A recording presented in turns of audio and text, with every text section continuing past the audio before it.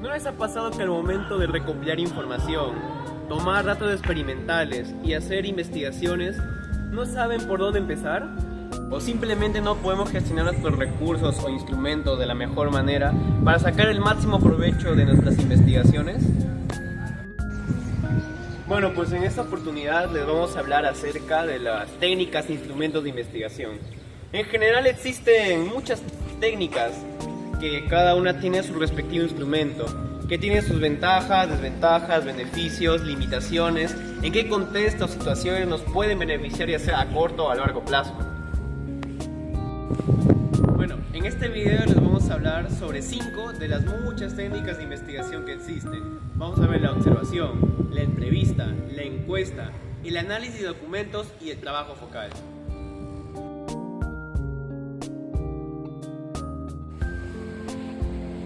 Técnicas de investigación. Cuando hablamos de técnicas de investigación, nos referimos al proceso, o bueno, los instrumentos que se necesitan para iniciar un estudio acerca de un fenómeno determinado. Bueno, ahora pasaré a presentarles una de las primeras técnicas de investigación denominadas la observación. ¿Pero qué es la observación? La observación es la acción de visualizar lo que pasa en nuestro entorno y tratar de entenderlo. Pero para eso necesitamos un objetivo claro. Para esto hay dos tipos de observaciones: la observación del participante y la observación sistemática. Pero primero voy a pasar a los instrumentos que se requieren en la observación, puesto que dependiendo del contexto se necesitarán ciertos tipos de instrumentos para poder ayudar a que la persona que busca entender algo lo relate de mejor manera.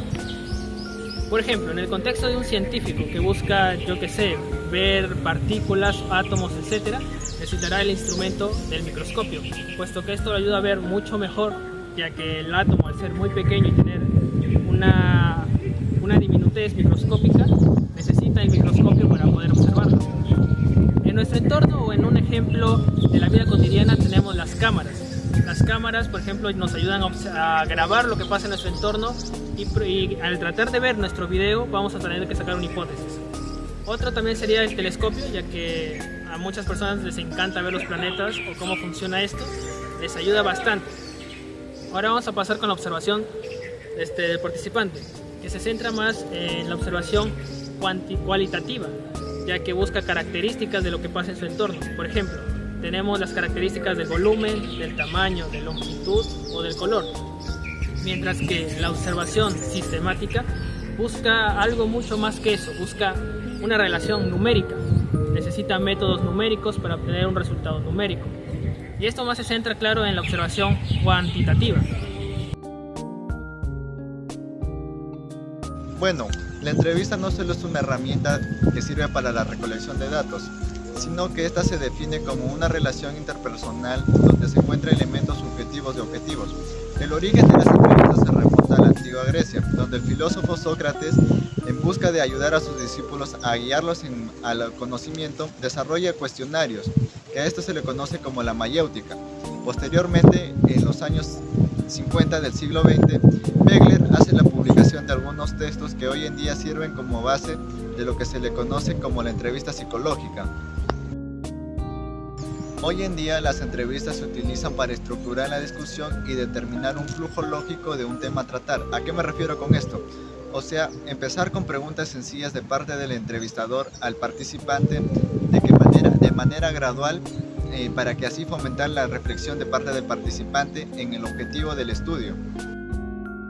Como primera recomendación, se sugiere abarcar temas de manera espontánea de parte del entrevistador, de manera de que el entrevistado se sienta en confianza para posteriormente, de manera gradual, empezar con el tema del objeto a tratar. Otra recomendación sería la habilidad del habla de parte del entrevistador. ¿A qué me refiero con esto? O sea, que tener las capacidades, la escucha y la autoestima. De esta manera, generar una confianza de parte del entrevistador al entrevistado. Actualmente se utilizan dos tipos de entrevista. La primera, entrevista estructurada, y la segunda, entrevista no estructurada. Este tipo de entrevistas se utilizan para la recolección de información personal, asesoramientos, valoraciones incluso hasta las oportunidades laborales y muchas otras más. Luego pasamos a la tercera técnica, que es la encuesta, donde las encuestas son una herramienta que nos permiten conocer las opiniones o comportamientos de un grupo de personas al realizarlas algunas preguntas específicas. Son como unos sondeos rápidos a muchas personas a la vez y nos ayudan a entender lo que piensan o sienten sobre un tema en particular. Pasamos a los tipos de encuestas más comunes que hay. Como punto número 1 está la encuesta de feedback del cliente. Bueno, las empresas elaboran encuestas de feedback o retroalimentación del cliente para comprender cómo un consumidor descubrió su producto. Como segundo punto tenemos a la encuesta de Net Promoter Score. Bueno, esto se utiliza para medir las probabilidades de que tus empleados recomienden tu empresa como un excelente lugar para trabajar. Tenemos a la encuesta de empleados. Este tipo de encuestas se realizan dentro de una organización para recopilar información sobre la satisfacción laboral. Como tercer punto tenemos a las encuestas de investigación de mercado. Estas encuestas educan a los especialistas en marketing y vendedores sobre los comportamientos, preferencias, entre otros. Punto tenemos a las encuestas de opinión pública. Estas encuestas se realizan para copiar las opiniones y actitudes de un grupo de personas sobre temas específicos como política, sociedad, medio ambiente, salud y entre otros.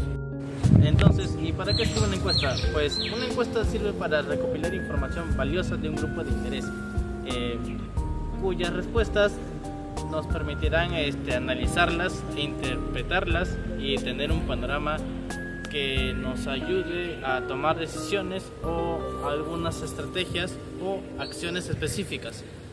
Por ejemplo, un profesor quiere evaluar la efectividad de su método de enseñanza, entonces va a tener que realizar dicha encuesta con el objetivo de mejorar sus estrategias pedagógicas y adaptarlas a las necesidades de los estudiantes.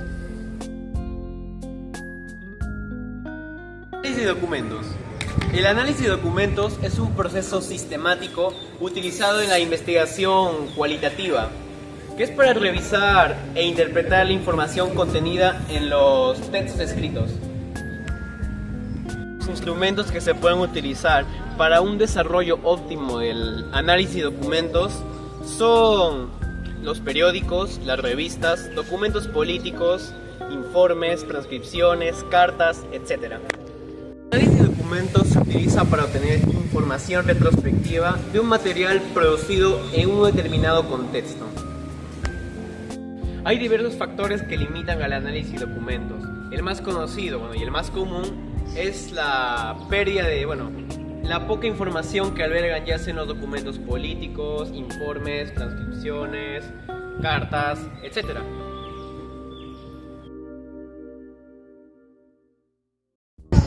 En esta ocasión hablaré de la técnica del grupo focal. Esta técnica permite recoger información en profundidad sobre las necesidades, preocupaciones y percepciones de un grupo colectivo social determinado. Como por ejemplo, cuando Coca-Cola sacó su producto Coca-Cola Vainilla y Coca-Cola Cherry, tuvieron que pasar previamente por un grupo focal y así obtener estos resultados y ver si eran positivos, para que posteriormente se lanzaran al mercado, lo cual esta marca lo hizo y por lo tanto el grupo focal busca tener opiniones y cierta información del producto o servicio y así se obtienen resultados ya sean positivos o negativos. En este tipo de investigación se suelen reunir aproximadamente entre 5 a 10 personas. Un grupo focal siempre debe tener un moderador encargado de enlistar y llevar el ritmo de este grupo focal. Hablaremos de sus limitaciones. Una de sus limitaciones es que las respuestas deben ajustarse a lo que el grupo considere aceptable. Es decir, todos deben estar de acuerdo con el resultado. Es importante para ello que todos los miembros del grupo estén reunidos en un mismo lugar. Por último, hablaremos de las exigencias del grupo focal. Es tener coordinación y planificación de la reunión grupal, también aprenderse y transcribir la información para que ésta pueda ser analizada. Los resultados de este grupo focal serán utilizados para la estrategia de marketing y para informar en el desarrollo de la nueva línea de los productos. Los grupos focales son una herramienta que se puede utilizar en diversos campos, como el marketing, las ciencias sociales o entrevistas de trabajo.